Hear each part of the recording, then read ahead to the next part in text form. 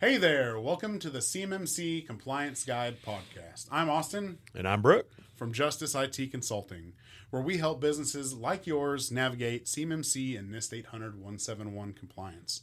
We're hired guns getting companies fast-tracked to compliance. But today, we're here to give you all the secrets for free, so if you want to tackle it yourself, you can do so.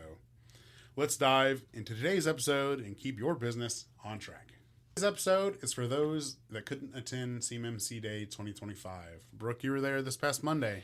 I was. Beautiful Washington, D.C. Absolutely. You got to sit in on all the sessions and supposedly came out with a ton of insights. CMMC Day was great. There's a lot of really good information. Well, today I'm going to grill him on what stood out and what matters most for small businesses and how to make sense of it all, even if compliance isn't your day job. What were the biggest themes this year at CMMC Day 2025? As far as the overall themes, one of them was clarity. They continued to provide clarity of what's happening, what's going on, and that nothing is changing, even though everybody, there's a bill before Congress to basically do away with CMMC, and that's be very, very surprising if that happened, put it that way. But there's continued clarity that there is a schedule, they're holding to it. This is moving forward. That light you see in the tunnel is the CMMC train coming towards you. So you need to get ready. Another thing is phase rollouts. We're waiting on the 48 CFR, right? 48 CFR is what puts CMMC in place on contracts. The 32 CFR rule that just went final at the end of last year, December, that's what clarified CMMC and defined CMMC. Now the 48 CFR is what will put it in place on contracts. That has been pulled back just for review. They still expect it to come on through. They've asked for an exception to a rule, and I don't remember the specifics, but it's anyway. They've asked for an exception on this because this has been in the works for years and years. We're at the finish line. Can we go ahead and move forward this rule as is instead of going back through and reproposing it, right? Mm-hmm. Or reworking the whole thing. So they're trying to do that. We'll see where that goes. But this 48 CFR will come through at some point. We don't know exactly when. There is a very good likelihood that they'll grant that exception because it does deal with defense, right? So, and that's a huge deal. In fact, there was a good session from one of the company's largest privately owned defense contractor. You might know who that is. Anyway, there's some very good stories about the theft of intellectual property and everything from us by the Chinese that's been happening over the years. And, you hear about all this, and we've got all this floating around in our heads, and we know it. But hearing these stories put together and talked about, together in a whole, is very humbling, enlightening. It was enlightening, but we already know the information, Insightful. But it was very insightful. Yes, thank you. The other thing they talked about that was a theme was that there's you're not going to be able to hide in further down in the supply chain anymore. A lot of people are subcontractors of subcontractors, or even subs of subs of subs, or whatever. And so they talked a lot about that. And primes are saying, hey, there's more and more pressure from primes to say, hey, are you on the certification schedule yet? Have you contacted a C3PAO to get certified for level 2? So there's more and more pressure because, after all, they're a contractor from the federal government. Nothing is assured. So if they don't have all their subs in line and can say, yes, we're ready, because all of our subs, we're ready and all of our subs are in line, if they can't say that, they're going to lose out on contracts. Mm-hmm. And they don't want to do that. So they need to make sure their subs are ready to go. Flow down rule, the subs also need to make sure that their subs are ready to go and all that kind of fun stuff. So there's you're not going to be able to hide as easily in the supply down the supply chain anywhere. Well, I sure know a couple people that are really betting on that bill to pass. Still hoping. Yeah. We've there are people out there that are really, for whatever reason, they just know that CMMC is not going to happen. And CMMC doesn't have a good track record, so I understand that. But it's coming. So one way or another, it's coming. Let's talk about some real-world assessment lessons you had mentioned. What are people still getting wrong? What are people still getting wrong? One of the things is your SSP. Your SSP, some people make it 8 miles long, and some people make it just as short as possible. Porch too hot. We will protect COI. Done. Yeah. Porch too hot, porch too cold, right? But it's got to be just right. But really, the SSP has to have some very specific information in it, very detailed, but you don't need to make it 8 miles long. Right, so the SSP is one of those things that people are still getting wrong, that cause them more work, or possibly even to fail an assessment. So, how does someone get an SSP right?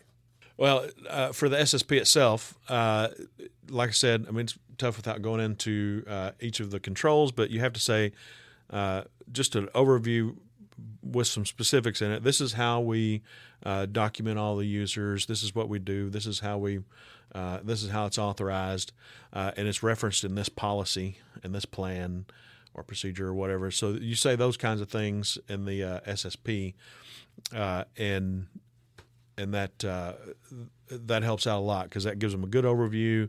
It shows the assessor that you actually know what you're talking about, and you actually have something in place. To go get the details, they probably need to go look at the policy, but that's kind of a high level of how you would create a good SSP.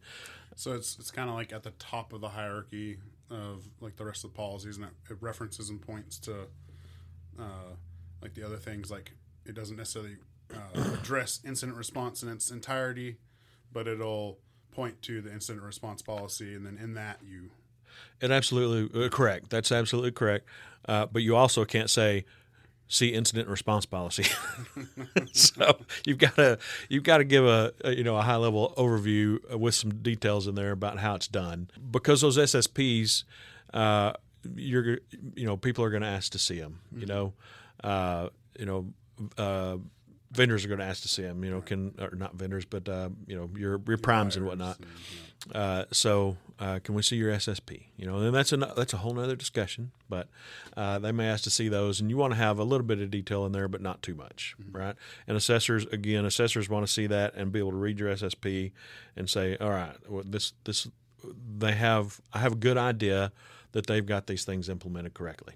Of course, the devil are in the details, or devil is in the details. So, but the SSP is one of those things. Mm-hmm. Okay. Another thing is poor scoping. People either scope in too much, or they don't scope correctly. And when you think of, if you scope and say, I'm going to have my enclave, you have this enclave, and while everything might be in the enclave, but you print outside that enclave, or you connect to an unsecured computer outside that enclave, then you just pierce that enclave, and your scoping isn't correct.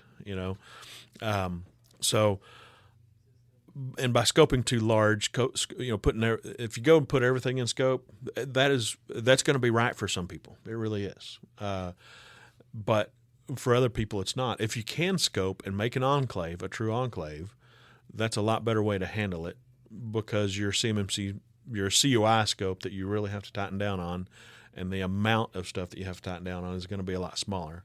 So it's a problem with going and like buying a template or asking ChatGPT to make your SSP, or it's because everything leads back to the scope, if I understand it right. It's like in that scope, you really need to define very intentionally, right? Mm-hmm. And so, and then comes the SSP, then come the policies, then come the implementation. Right. So it's all sourced from the scope, and you really have to get that correct. And jump into an SSP template or a chat GPT is not necessarily going to serve you well. Right. Data inventory and scoping is where it starts. You got to know what you have and how to protect it, and then you got to know where to protect it. You know, or if you're creating something new, you know, or want to create something new, you want to limit your scope. How do I limit that, and how do I scope this properly where we can do this? So, some companies can do that. Some companies, for their workflow or whatever they do, it just doesn't make sense, and it makes more sense to make your scope a lot wider and to maybe scope some things out, like your accounting system or, you know, whatever it may be. But but scoping is an issue, and understanding your scope and knowing that your scoping is everything. The other thing is the assessor is only going to assess what you tell them is in scope. Whenever they assess you, they're going to, if they find out, if some employee says, yeah, I use my, no, I don't just use my home computer, or I don't just use my work computer, I use my home computer too. And they're like, well, you know, are you sure you use your home computer? So that may call into question, is their scope proper or not? You know, did they do this right? Did they secure it right? Did they, so in general, the assessor is only going to assess your scope, and you don't have to worry about anything outside of it, unless during the assessment that leads them to believe that, you know, you didn't scope it properly, or you didn't configure it properly or something, and there's data leaking out. So scope is very important, not only defining it right, but then protecting it correctly. Mm-hmm. And here in the near future, we're going to be doing an episode over scoping. So that way we're trying to distill it down into some core concepts in a podcastable little bite. So look forward to that in the future if that's something you're struggling with. Absolutely. Another thing is what I just touched on with scoping is the boundary of that scope, and is it a true boundary or not? So if you say I have this enclave here, and only what's in this enclave is in scope, and that's the only place CUI is at, great. But how do they get to that? Is there a computer inside that they have to go use or switch over to, or, you know, how do they get access to that environment? Is it an RDP session? You know, is a virtual desktop infrastructure, and if that VDI session configured properly, can they copy and paste from it? Can they print from it? Can they, you know, if it's a VDI session and you can map drives, copy and paste, or print from it, from outside of that, you know, from the computer that's connected to that VDI environment, then suddenly that computer comes into scope. So guess what? Your enclave that you had just expanded to, you know, to whatever is connecting to it. So, but they did say there is some clarification that if you configure those VDI sessions properly, then this is VDI sessions specifically, but there are other ways that you can pierce that accidentally, you know, or in a bad configure or misconfigured. But in this VDI example, you know, if you do have it configure properly where there can't be any data taken out of that by any of the means we just talked about, then that is okay. The computer connecting will be out of scope. Mm-hmm. Yeah, and to reiterate that, if you're going through an assessment and you've got your scope, it's defined, and then an assessor comes in and asks Susie, is like, hey, how do you access this? And she does something that expands the scope, then now your scope, like if you're printing or copying or accessing CUI where you shouldn't, but you kind of have everything defined in that scope, then suddenly once they figure that out, your scope, boom, expands, and it's kind of the end of an assessment. Is that right? Yes, unless it's different assessors may handle this differently. If it's something that you can say USBs weren't blocked, you know, and they should be blocked, let me block those, and you come back and prove that and say, we had this in place, we disabled it for whatever goofy reason, and now it's in place again, then there's a good chance that they'll be okay with that. So, but a hole that's easy to plug. Yeah. Yeah. So if it's, but if you really don't want that black eye when an assessor comes, I can tell you that, because that takes their trust level. If you've got a great SSP, great policies, they've looked at all that, they're all happy with it, they come to do the assessment and do something like what you're talking about, that trust level goes from up here, it just dropped a lot. So now they're going to be very suspicious of a lot of other things, and they're going to really do a lot more checking. So you want to keep that trust level up here. And I'm not saying lie or anything like that, not at all, but you want to keep that trust level up here so they don't have to spend that time digging around and worrying that there are other things that are misconfigured. If you've gotten the scope wrong, then they start wondering where in the heck else have they messed up, right? Because it's everything leads back to the scope. And they're like, "Oh, I have to start checking." Maybe it's not the end of an assessment, but it certainly is the start of an end. yes, Yeah. It's not a good thing. So moving on, you had mentioned kind of access control a little bit and the simplification of it. What are people having struggles with? What is tripping people up about access control? Well, one of the things that's tripping people up is, as an IT guy, you ask me, do you have a list of authorized users? Well, heck yeah. It's an Active Directory or it's in Azure, Yeah, I have a list of users. Well, that's the identity solution. That's not who you've authorized to access that COI. It does contain the authorization, and those users, there can be accounting users there can be marketing users there. I'm sorry, but if there's marketing users, they don't need to access CUI. so you can specify who there is authorized to access that, but that's not a list of authorized users. Because probably every company has cleaning crew or people outside of the people who work the machines, people who do whatever else that may not have access to the system, to people that need to access the facility or the computer system that don't access COI as part of their job. Right. This is going to be a list of everybody that works for you, so who's either employed or contracted, right? And are they authorized to see COI or not, right? So that's going to be that, but that's not. If you're sorry to interrupt, but if you're a manufacturer or someone that's a defense contractor, and you have an IT company, are they supposed to be on that list? They are. You need to have your IT company, you need to specify whether they're authorized or not and what they're authorized to do.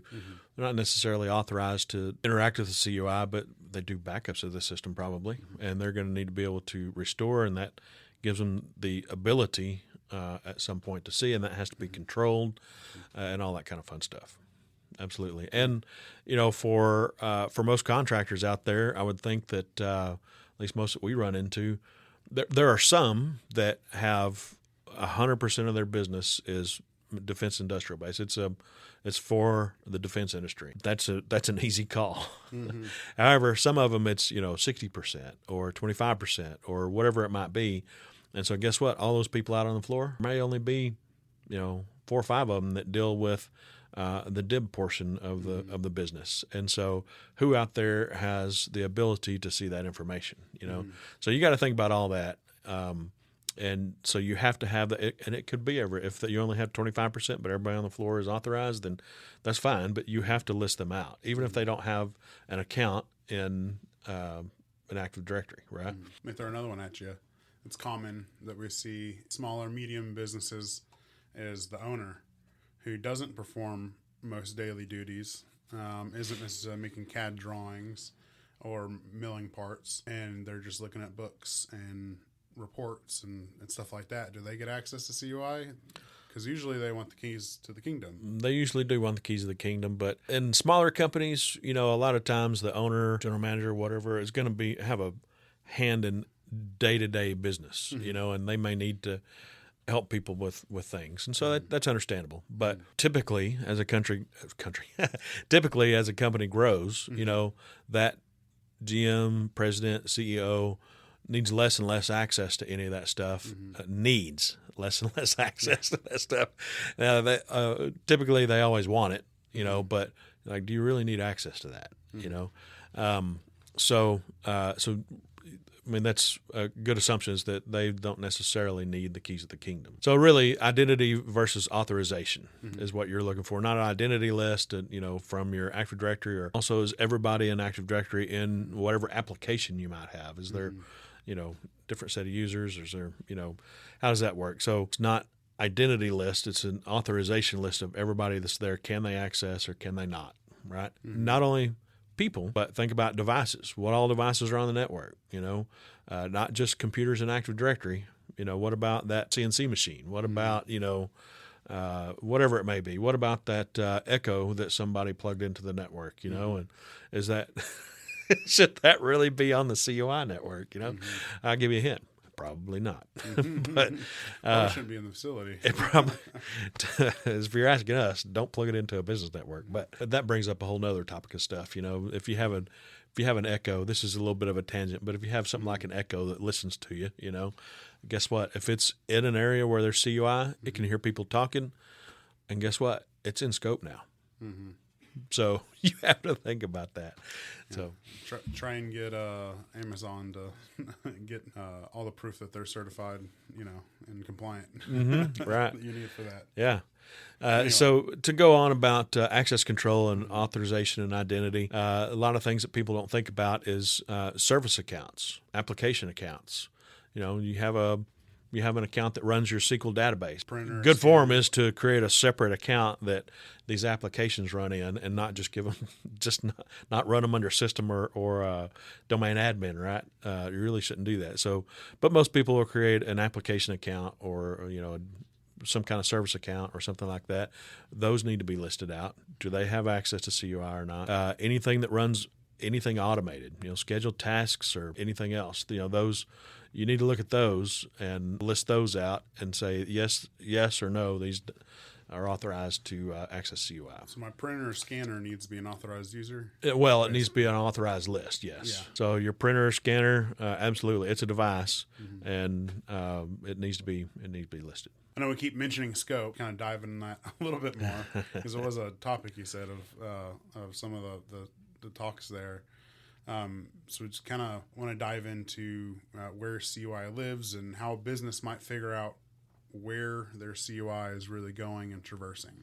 Really the first, there's a couple of keys to this. The first key is to figure out what you have. Do you have CUI? What kind of CUI is it? And if you're, a manufacturer, hint, hint, it's probably controlled technical information. But not necessarily, I guess. So it could be something else. I think somebody, one of the conferences kind of pegged it at, 75% of this information we're talking about, because it's the defense industrial base, is going to be controlled technical information as far as CUI goes. CUI registry is huge. There's a lot to the CUI registry, nuclear and PII, PHI, all sorts of fun stuff. So you need to figure out what kind of data you have and whether it's specified or not, and what kind of dissemination controls are on that. Is it ITAR data? Does it have a no foreign on it, which is no foreign citizens, right?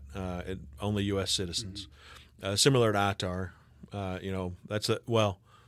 with ITAR, for us, that's the biggest. Only U.S. citizens can see or access that data, right? So at which point, for instance, if we're talking about Microsoft 365 GCC or GCC High, that's what makes the difference, right? There's some other things there with GCC and GCC High, and why everybody recommends GCC High and not GCC, but that's another whole discussion in and of itself. So, but that's anyway. The key is to figure out what kind of information you have, and then you do basically a data flow map, right? And you have to figure out where that goes, where, and think about your whole process, not just I get it from outside and it comes inside my system. Think about where do you get it, how does it come into you? Through email? Do you download it from a portal? What machine are you on when you get it in email, or hopefully not email, but if you get it through email or through a portal, what machine are you on? How do you do that? And then where do you where do you put that information? Does it go directly into an application of yours, Pro, Job Boss, whatever it may be, or does it go into a file system? And where does it flow after that? Is there does it go somewhere else into a separate application? Where all does it go in your system? Does it get printed out? Is it hard copy? Does it go on a USB stick? What happens to that? So you need to figure out your data flow, all parts of your data flow, draw it out. Because most people, it's a lot easier to track it. Most people are a lot more visual with this kind of stuff, a little flow diagram with all your systems. And then if you need to get it out to somebody else outside of your scope, we'll just say organization, but your scope, wherever you scoped, if you need to get it to somebody outside of that, how do you get it to them? Again, hopefully not through email, but or if it's through email, you take the appropriate precautions. But how do you get it to them? Is it a portal? Is it a FedRAMP file sharing program? What is it? So how do you get it to them? So you got to figure out that data flow, where everything goes, what devices it touches, is it over wireless or not, and all that fun stuff. So once you have that figured out, then you can move forward with things. Another thing people talk about is something I just mentioned is printing it out. People forget about hard, or does it come to you in a hard copy? Do people send you FedEx you a package? And if they FedEx it, what happens to that hard copy? Do you scan it all in? Do you copy it? Do you distribute? What happens with it? But that hard copy of that CUI is CUI, and that brings in also alternate work sites. So this hard copy of these for construction companies, for instance, this hard copy of this, it's going to go to that job site in that trailer on the job site. Well, guess what? That's an alternate work location, and that hard copy you have, that's CUI. It has to be protected on that job site, and that job site, you now have an environment at the job site that is part of your scope because it's an alternate work site. Okay. So those kinds of things people think about. Other thing is people. They did suggest during CMMC Day, there were some people that suggested sending out a CUI survey to staff. There isn't a presumption there that says that your staff understands how to spell CUI at least. So there you would need to start by making sure that there's where good training comes in. Right here is your DoD mandatory CUI training. Go through it. And here's the vendors that we have, or the customers we have where we do this work with. Do you think you have CUI? Do you think you touch CUI? What happens to it? So a good idea is to send a survey out to some of your users, and maybe key users, maybe not everybody, but maybe key users, and say, where does this CUI live? Because what the general manager thinks is happening may not be actually what's happening, and so like for us in an IT company, it's easy for me to say, here's this environment, here's this enclave for you, just keep it all in there, It works great. What about this machine I need to get it to? How do I do that? Well, you got to keep it all in the enclave, So anyway, so it's easy for us to say something like, it to the customer. I just emailed it to him. Yeah. So it's easy for somebody that's not doing the job to say, just do it this way, And so you got to include those people and figure out, where your CUI is living at and what happens with it. Yeah, and that's one of the biggest struggles that we find when we're first engaging with somebody to get them from non-compliance to compliance, further down that path, is we always typically get a moment of panic because what's happened is in all your years of business, you found the path of least resistance to get data, around the office, around the shop floor, and that process that you're doing may be working for you now, and you may be able to get it in a situation where it is compliant, but oftentimes it needs to be adjusted, and so. Oh my God, we've got to change everything. It's going to change our whole flow. Everybody's going to be upended. Yeah. Mm-hmm. So you and there may be some processes that your employees are doing that you don't necessarily know, or your coworkers are doing that you don't necessarily know are happening to get their job done on a daily basis. And because it's the path of least resistance, may not be compliant. Mm-hmm. So you said that's one of the most common things that happen. Another common thing that happens is when you initially start in on conversations with a new client, one of the things that happens is well, I don't know what CUI is. Can you tell me what CUI is? Mm-hmm. So a lot of people are starting at that level and don't really understand. Mm-hmm. So that's why we say you've got to start with the basics. Mm-hmm. And figure this out from the beginning. Because if you don't start there, you're starting off on some possibly, very likely, some bad assumptions. Mm-hmm. Yeah, that's another thing we face is, okay, I get it. We're not compliant. Let's just get me there. Let's just implement. And it's like, well, okay, sounds great, but we still have to go back to the fundamentals, because we're going to skip through a lot of stuff, and you're still going to end up not being compliant. Like, we still have to do gaps assessment, analysis, or some form of understanding where you are and where you need to be, what's happening in the business, what's going on, even as the business owner that's working in every day, or the GM or the quality manager. You might think but you really don't. Right. So you still have to do that process, even though it seems like an unnecessary roadblock. Another popular thing, especially among the technical crowd, or if you're working at a company trying to get compliance, real easy to go down the path of, I'm going to buy a tool yep. and I'm going to get compliant.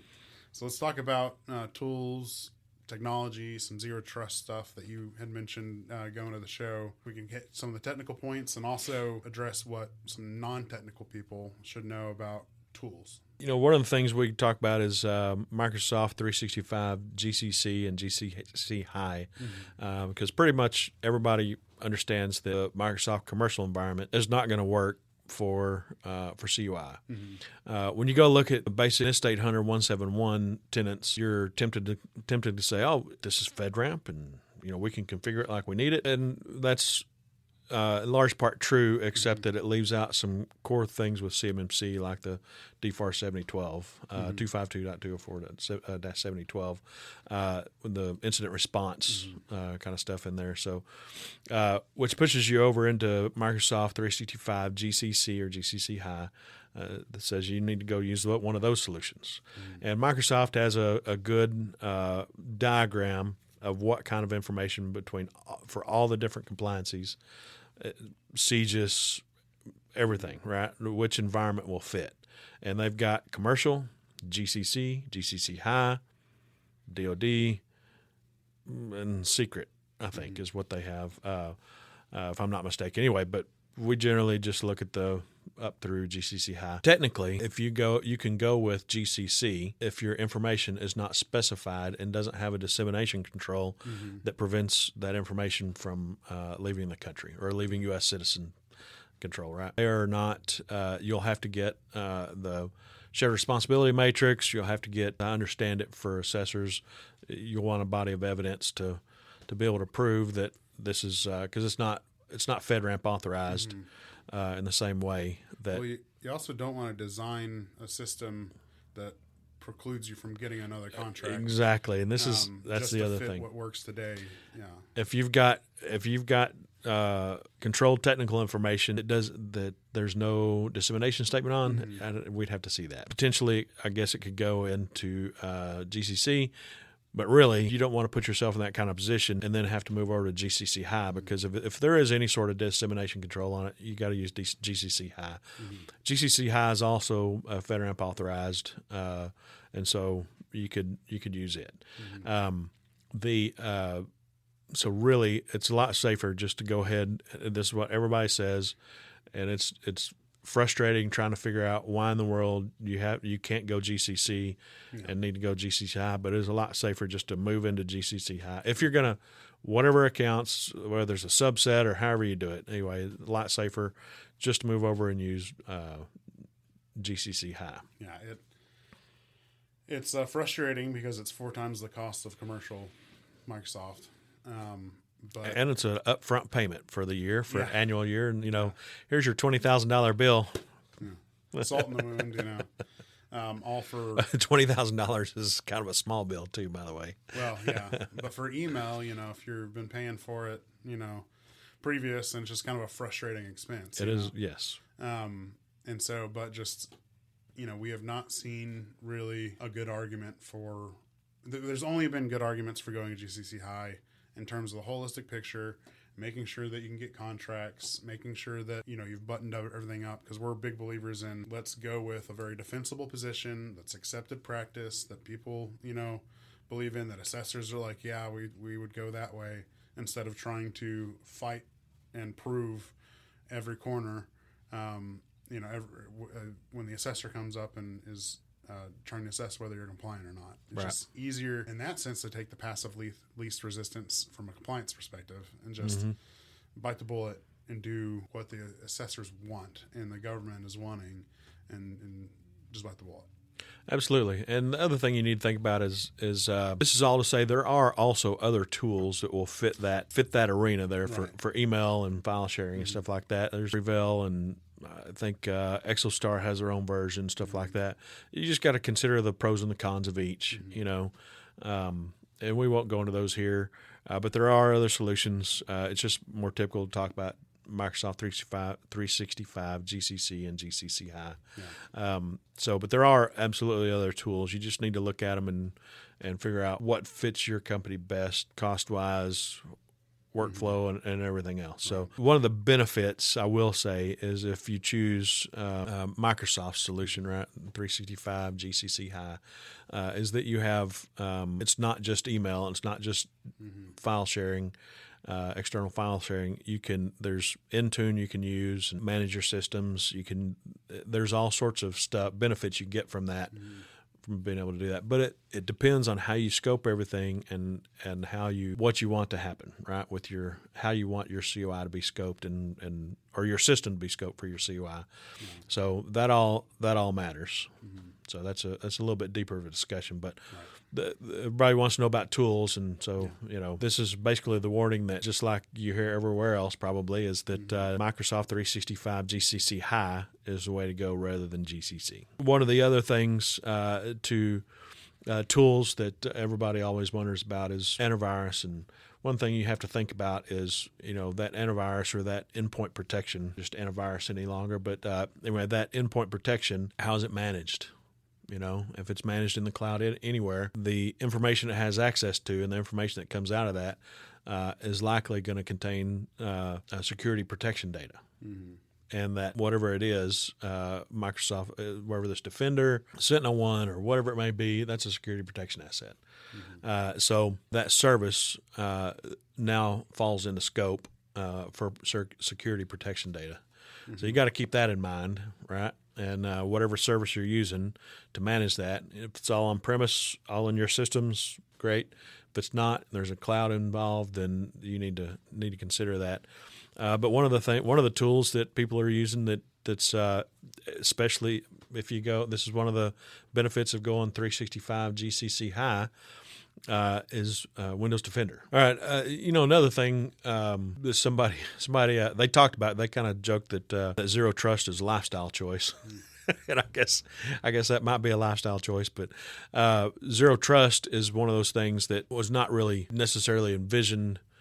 As far as a product goes, anyway, whenever it was first coming out around 2017, when they were first really pushing. The first version of like NIST. Yeah. So, but now there's a lot of zero trust choices around. And so really, if you think about it, zero trust is the way you should configure your networks, and it fits very well with CMMC. So because it's least privilege, because you start with zero trust. And so you start with zero trust and you say, this is trusted, that's trusted. It's a very simplified view of it. But zero trust, for the non-technical people. Oh, sorry, yes. Is if you're going to a bar or a club and there's a guest list, it's you have to be on the guest list first before you get allowed in the club. Right. Yes. And so that's zero trust, but a lot more expansive and complicated for computers, because you can do that all the way down to applications that run, how they access network resources, how they traverse specific applications, accessing specific files and different pieces of storage. There's a whole lot to it.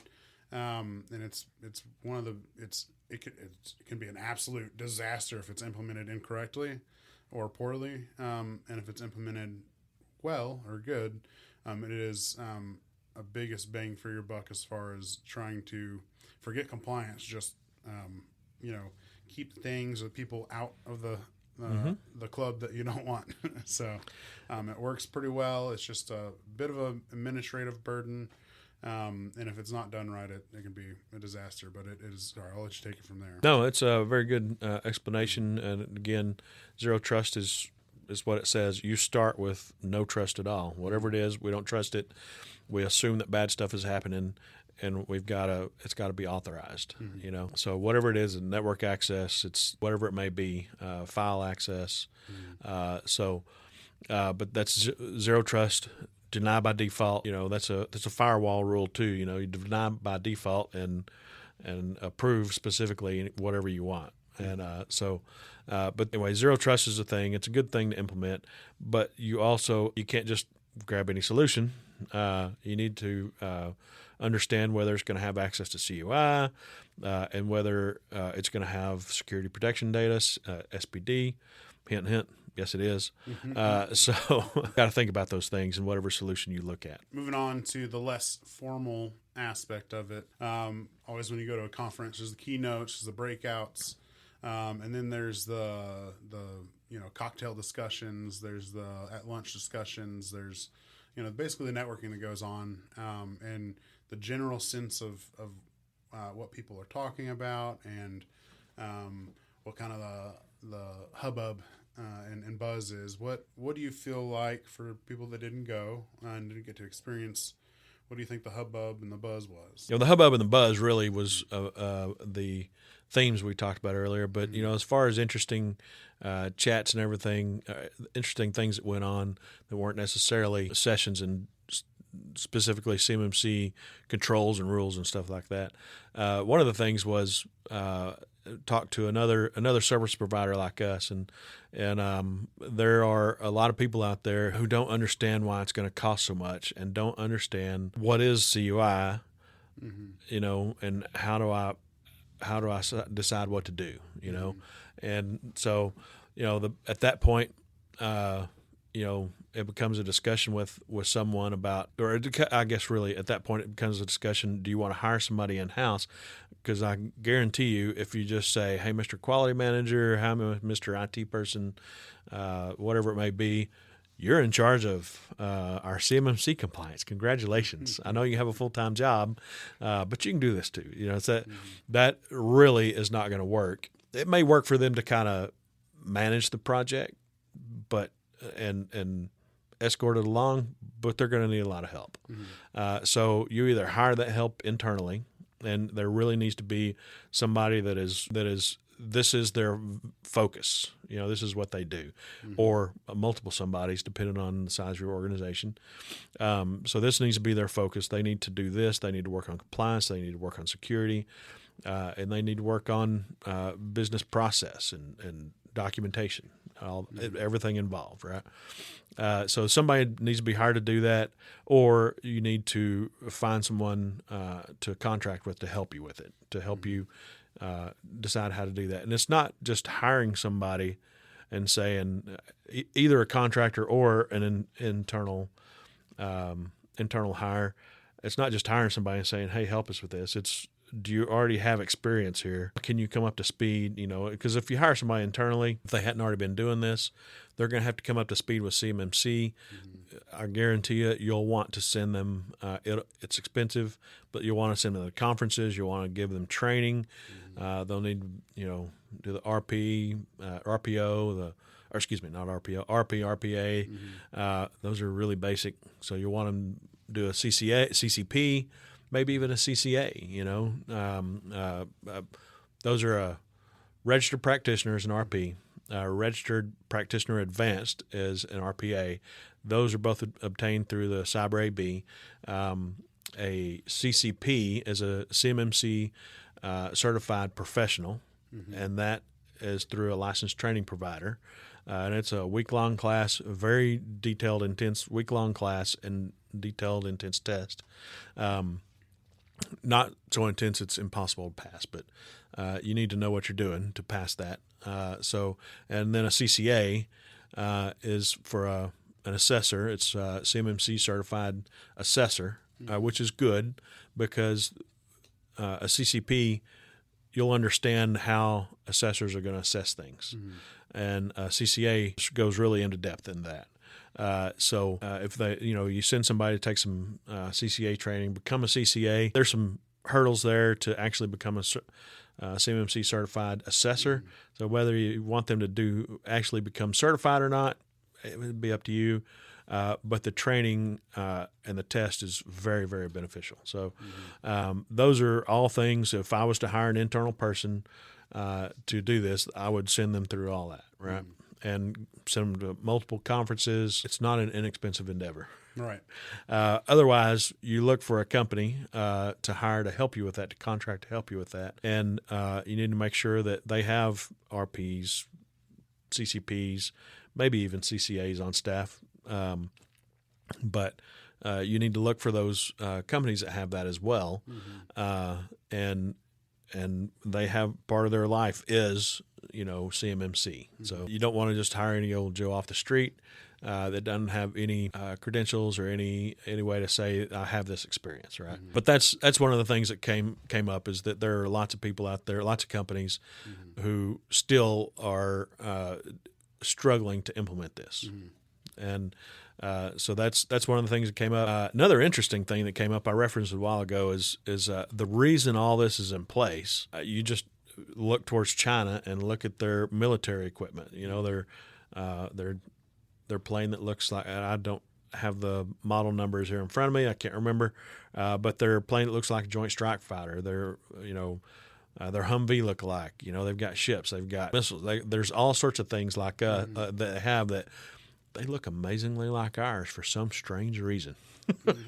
And the reason it's not so strange, we know what's happening. There's a huge intellectual property theft problem going on, and it's still going on to this day. They're masters at it. They started way back a long time ago, and our business and our politicians and everybody really was just very interested in helping China along, come into the global economy. We'll send people over to your country to help you out. We'll teach you how to implement these cell networks, and all that kind of fun stuff. Well, meanwhile, China's stealing all that intellectual property, and one of the sessions outlined two companies. They called it Company A and Company B, and Company A was a $300 billion company in the early 2000s. They had a global presence. They had their network equipment was everywhere. Here I am thinking, my gosh, that's Cisco. There was another company too that was everywhere. I remember buying their equipment. That's great equipment. Let's buy this. So anyway, but their equipment was everywhere, and the Chinese hacked them, and they'd been in their network for for decades actually, but over a decade. They had been in their network stealing stuff, and they found out about it. And you know what they did initially about it? Zero zilch, nothing. It's not that big of a deal. We're smart people. We have, we're constantly innovating, and guess what? They're stealing that innovation, And so what happened to Nortel Networks? Does anybody out there buy any Nortel Networks equipment these days? Not anymore. They went bankrupt, and they stole all their stuff, and they started selling it cheaper under Chinese names. Same thing with Company B, who was I don't remember under $100 billion, somewhere just under $100 billion or something company. They have telecommunications gear everywhere. Telecommunications, I'll say endpoints at the outset anyway, everywhere. Anyway, and they sold globally. They were a big company, and then China. They started working with China. China said, hey, we need help with our stuff. Can you help us out? Oh yeah, we'll help you out. And well, when they did, they stole a bunch of stuff, and then they started replicating it, and that company was helping set it up in their country. So they're learning how to do this, and so that company is Motorola. And so Motorola is a shadow of its former self now, and they're not in the business segments they were. They've sold all that off, and now they're in other segments, And so one of the companies that came as a result of all this is Huawei, and they're 30% of the global telecommunications network now. They have an amazing ability to spy into other countries now, and it's all because of how we kind of dismissed it and just let it go. And it's great business. We want to, it'll be great business for us. It's great business for them. It's all wonderful until it's not. So start there and then fast forward, and they're still stealing all of our stuff. And all these years we've been going, it's okay.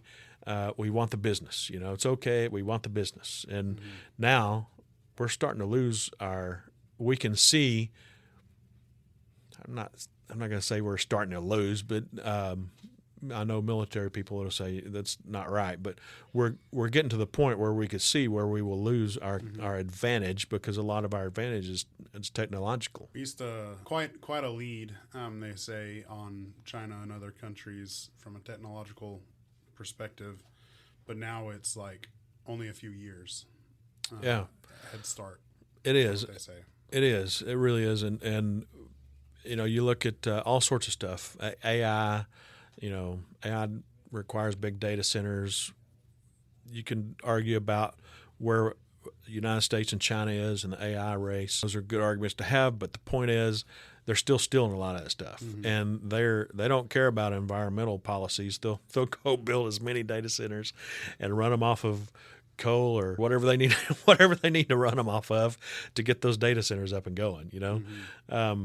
And we constrain ourselves a lot, but the point is that there really is a threat from China, but also other countries. There really is a threat to us, and we need to keep our advantage, intellectual property and the military, and we need to keep our edge there, and not just we've been giving it away. Frankly, we've been giving it away, and we need to stop giving it away. So that's kind of some of the conversation amongst the people at the show. There's maybe more than just a business aspect. There is, yes. To all this. Kind of just wrapping it up and bringing it home. We've talked about scope. We've talked about what people are doing wrong or still getting tripped up. We've talked about some access control. We've talked about the hubbub, and we've talked about the themes from CMMC Day 2025. What are some good, actionable steps that people can take based on the information that was available that you kind of learned at CMMC Day 2025? One of those things, to boil it all down, is trying to figure out how to get started. You start at the beginning. Right? You don't start in the middle. You figure out where the beginning is, and we've told you where the beginning is. The beginning is figuring out what data you have or will have, and or potentially have, wherever you are at in the process. What data is it, and where does it go? Scope everything properly. So that is the very beginning. You have to figure out what you have, where all it goes, where it comes from, where it goes in your systems, all that kind of fun stuff. Map that out properly and come up with a scope. And if it's all over the place, you probably want to narrow your scope, so you don't have to scope. You can change your scope and change where CUI goes. That's a change of business practices and business processes, I should say. The idea is to start at the beginning. What data do you have? Where's it coming from? Where's it going? So another thing that kind of goes in with that is there's a lot of people who have already started this process, and they're however far down the process you might think, we thought we were done, but when, step back, come out, review where you're at, go back to the beginning and figure out what kind of data you have and if it's scoped correctly. And then look at your documentation. Your SSP is important, look at that SSP. Is it concise and contain enough details? Are your policies correct? Or are they overly broad? Those kind of things. Your documentation, you want to take a really good look at. Once you start at the beginning, you need to look at your documentation and see that your documentation is appropriate. And and there will be a lot of documentation. I say keep your SSP concise, and just by concise, I mean not again, not 8 miles long, you know. So enough details to explain what you're doing, but not your whole policy inside your SSP. It can reference your policy, but then again, it can't just reference your policy. You need to have some details in it. So those are the things I would say that people should do next is start at the beginning. Even if you're all the way through, almost to the finish line, go back, start at the beginning. Did you start out properly? And if you started this several years ago, the likelihood is that you didn't start it properly. And just go back and review. We always recommend whether someone is DIYing or not to work with some certified professionals just to get help and help with the guidance. If you want help with that, you're welcome to reach out to us. We'll drop a link down below. We're offering a free roadmap to an SPRS 110. So basically, look at where you are now, look at your policies, spend a couple hours with you to figure out what steps you could take to get it in a better position. So not a sales pitch or anything. It's just we're really educationally focused here, hence the podcast. And so we just want to help offer that as a resource for our listeners. Well, do you have anything else to add for CMMC Day 2025? I think that pretty well covered it. It's a really good conference. So if you missed it this year, watch this podcast. So I guess if you're at this point, you were watching this podcast. But and sign up for next year. And then the other thing is to sign up for next year. Like I said, it's a good one. It's a one-dayer. There's a couple other days of that conference, but they deal with other related things, but other things. CMMC Day is really good, to the point. It's a good thing to go do. Mm-hmm. Awesome. And we're going to be at SeekWest in Las Vegas in a couple weeks. We will. We'll be at SeekWest, absolutely. We will not be exhibiting, but if you want to stop by, have lunch with us, or chat with us, in the Commons, then we will be there. So just look for a smiling face. If you have questions about what we covered, please reach out to us. We're happy to help fast track you through your compliance journey. Text, email, or call in your questions. We're here to answer them for free on the podcast. You can find our contact information at CMMCComplianceGuide.com. Stay tuned for our next episode. Until then, stay compliant, stay secure, and like, subscribe, and share.